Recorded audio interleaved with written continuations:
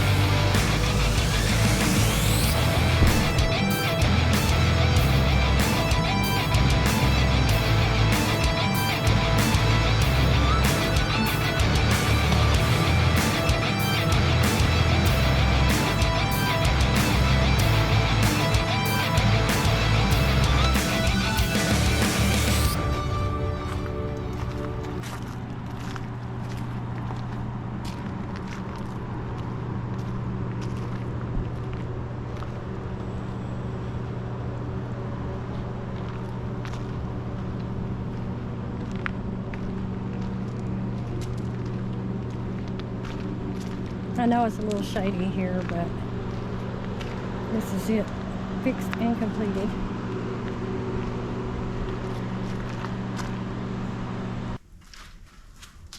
Hello everybody, and welcome to the shop. It's a great day here in Arkansas, and we hope that you have enjoyed our content so far. And if you have, please leave us a comment, a like, and a share. Thanks for watching.